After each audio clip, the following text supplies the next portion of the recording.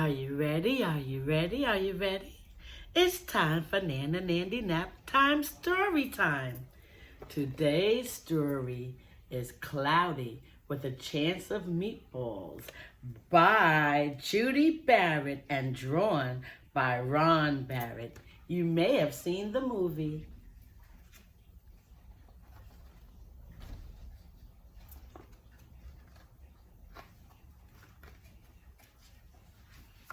Here's the title page.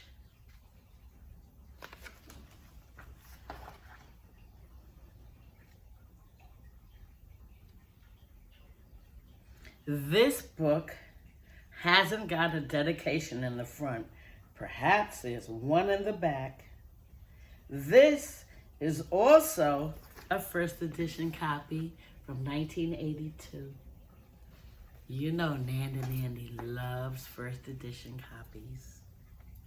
We were all sitting around the big kitchen table. It was Saturday morning, pancake morning.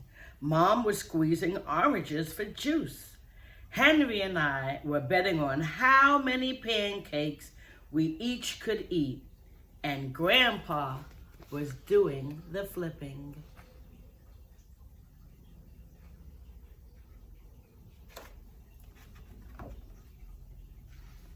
Seconds later, something flew through the air, headed toward the kitchen ceiling. And landed right on Henry. After we realized that the flying object was only a pancake, we all laughed, even Grandpa. Breakfast continued quite uneventfully. All the other pancakes landed in the pan, and all of them were eaten, even the one that landed on Henry.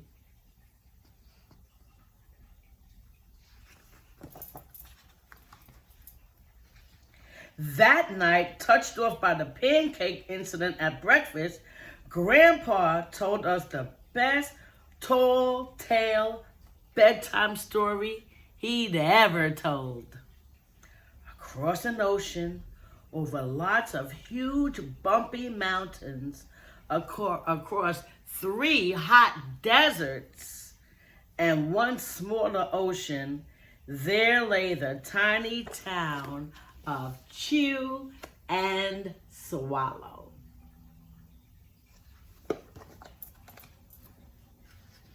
In most ways, it was very much like any other tiny town.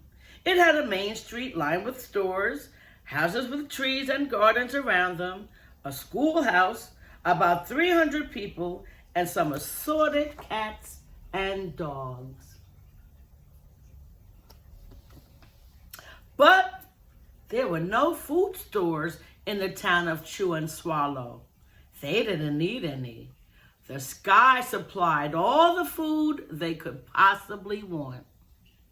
The only thing was really different about Chew and Swallow was its weather.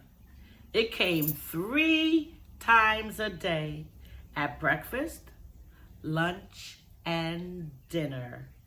Everything that everyone ate came from the sky.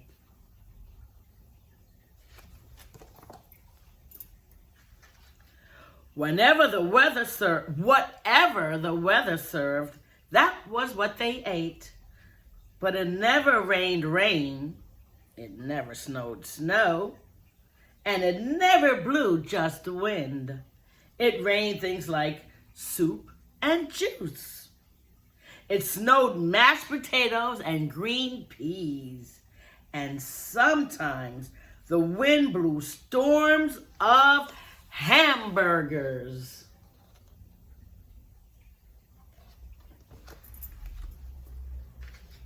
The people would watch the weather report on television in the morning, and they would even hear a prediction for the next day's food.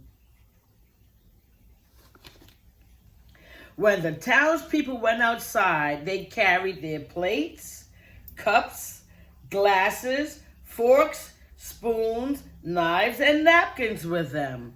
That way, they would always be prepared for any kind of weather. If there were any leftovers, and there usually were, the people took them home and put them in their refrigerator in case they got hungry between meals.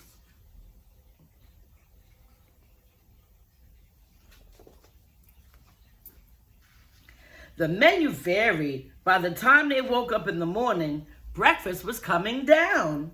After a brief shower of orange juice, low clouds of sunny side up eggs moved in, followed by pieces of toast, butter and jelly sprinkled down for the toast, and most of the time, it rained milk afterwards.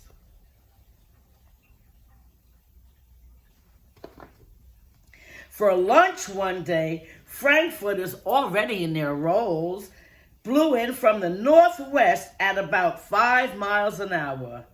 There were mustard clouds nearby. Then the wind shifted to the east and brought in baked beans. A drizzle of soda finished off the meal.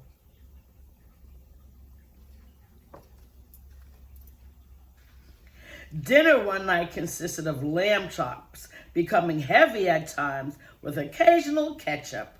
Periods of peas and baked potatoes were followed by gradual clearing with a wonderful jello setting in the west.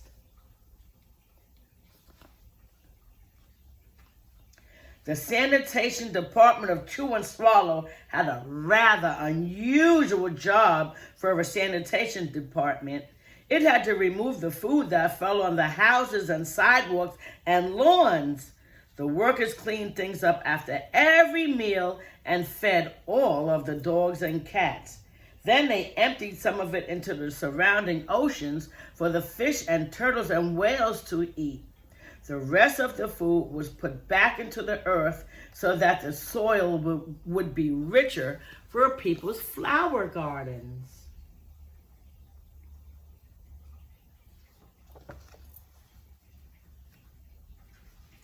Life for the townspeople was delicious until the weather took a turn for the worse. Spaghetti ties up town. One day there was nothing but gorgonzola cheese all day long. The next day there was only broccoli, all overcooked. The next day, there were Brussels sprouts and peanut butter with mayonnaise.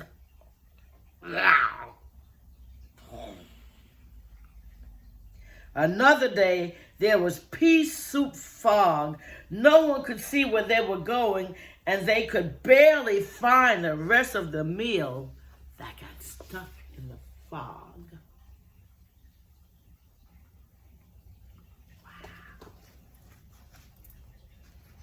The food was getting larger and larger, and so were the portions. The people were getting frightened. Violent storms blew up frequently. Awful things were happening.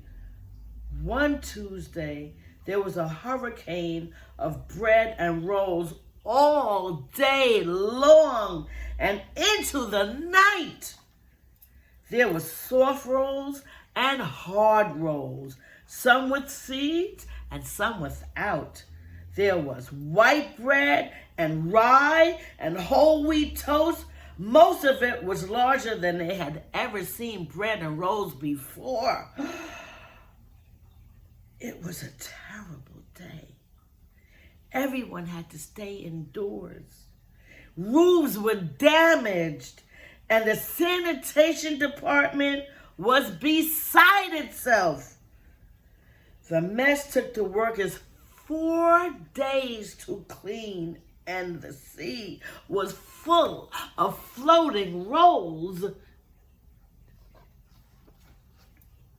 To help out, the people piled up as much bread as they could in their backyards. The birds picked at it a bit, but it just stayed there and got staler and staler. There was a storm of pancakes one morning and a downpour of maple syrup that nearly flooded the town. A huge pancake covered the school. No one could get it off because of its weight, so they had to close the school.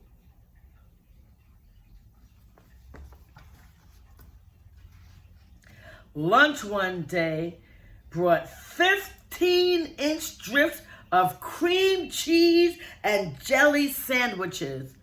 Everyone ate themselves sick, and the day ended with a stomachache.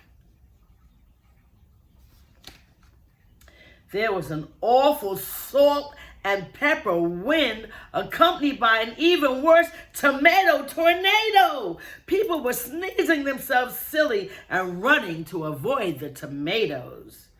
The town was a mess. There were seeds and pulp everywhere.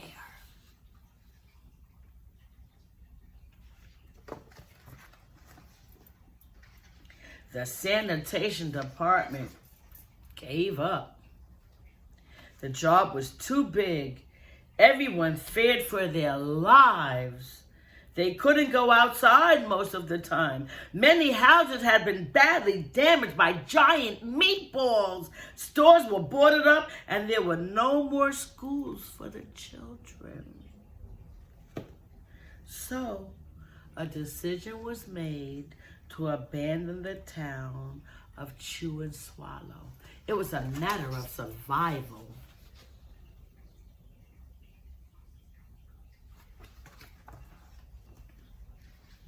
The people glued together the giant pieces of stale bread, sandwich style, with peanut butter, took the absolute necessities with them, and set sail on their rafts for a new land.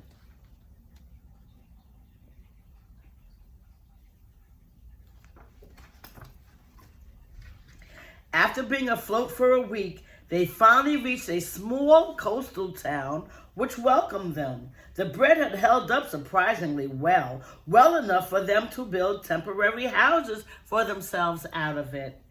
The children began school again, and the adults all tried to find places for themselves in the new land. The biggest change they had to make was getting used to buying food at a supermarket. They found it was odd that food was kept on shelves, packaged in boxes, cans, and bottles. Meat that had to be cooked was kept in large refrigerators. Nothing came down from the sky except snow and rain. The clouds above their heads were not made of fried eggs. No one ever got hit by a hamburger again. And nobody dared to go back to Chew and Swallow to find out what had happened to it. They were too afraid. Henry and I were awake until the very end of Grandpa's story. I remember his goodnight kiss.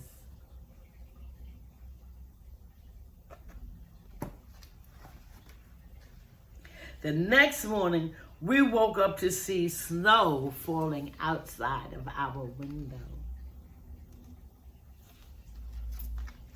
We ran downstairs for breakfast and ate it a little faster than usual so we could go sledding with Grandpa.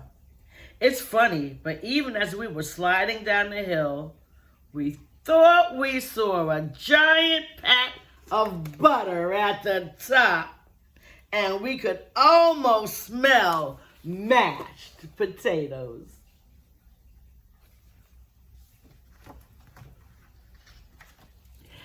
The end. Oh, I love this story, and I hope you did, but it's over, and it's time for you to now go take your nap.